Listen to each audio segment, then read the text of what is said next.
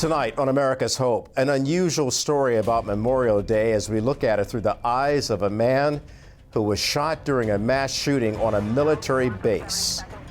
Captain John Arroyo Jr. joins us with his story of being attacked at home, the story of a Green Beret who survived the Fort Hood mass shooting.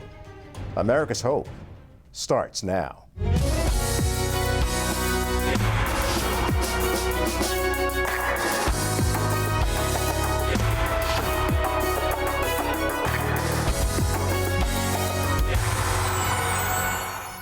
Good evening, I'm Kelly Wright, and thanks for joining us this hour on America's Hope. We welcome you to the program, and as I always like to say, we hope that wherever you are, that you're safe and well, taking care of yourself and your family because you matter. In an era of mass shootings in our country and violence in our country, one could arguably say that we're not safe at home. And if our lives really do matter, why aren't we doing more to safeguard our communities, our homes, our cities, our states, and our nation? Tonight we're going to focus on one moment in time that continues to reverberate the sentiment and the feelings that people have in the wake of mass shootings, especially when people experience that particular type of shooting and they survive against all odds. So tonight we're going to be talking to one gentleman who experienced something that took place at Fort Hood, Texas. And before we get into the interview with him, here's an excerpt, Attacked at Home.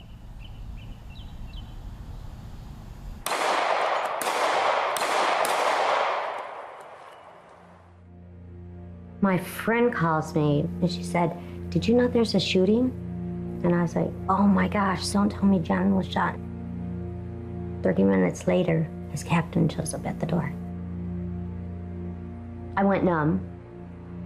And he's on the other side knocking and knocking. I'm shaking my head no because I don't want to hear it. And he's, "Open the door, open the door. He's alive." Angel's husband, platoon leader John Arroyo, was rushed to Darnall Army Medical Center, where two surgeons immediately began operating to save his life.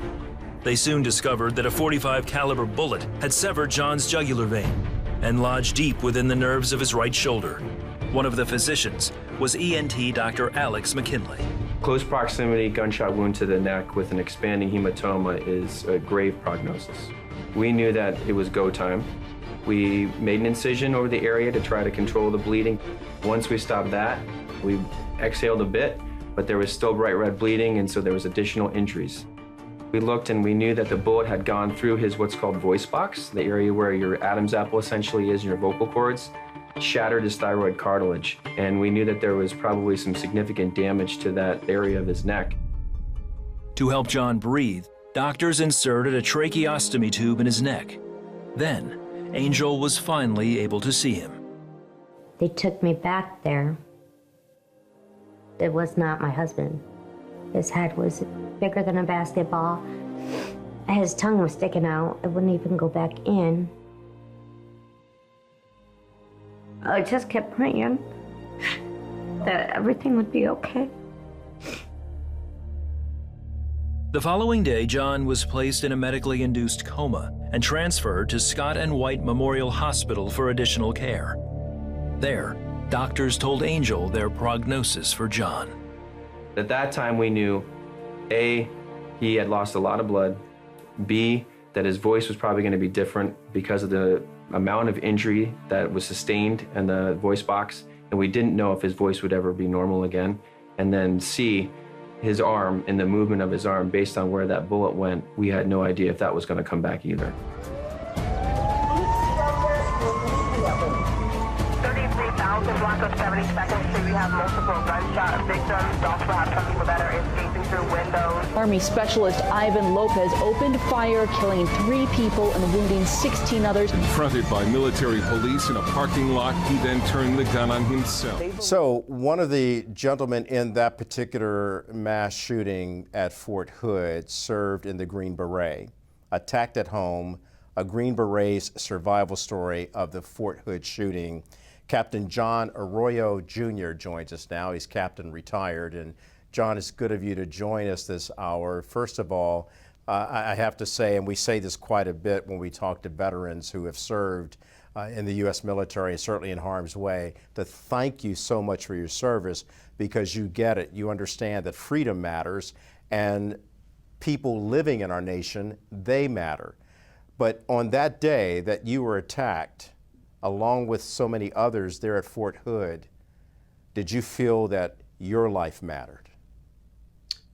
Yes. Well, first of all, let me say thank you for allowing me to be here. And it is an honor.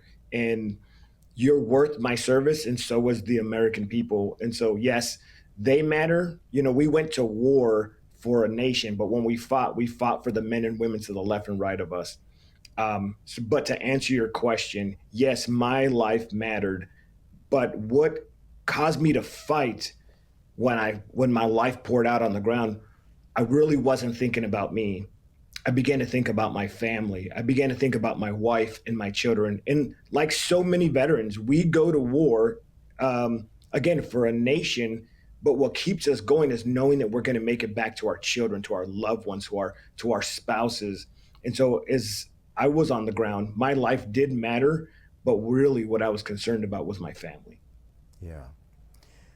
Spoken like a man who truly loves his family, and obviously as a member of the Green Beret, you are taught and trained to love not only love your country, but love your fellow brothers and sisters in arms and in harm's way. So that day, you're in harm's way. Take me over the circumstances of what unfolded that day, and just take me through that again, if you can relive that without going through the trauma that it caused.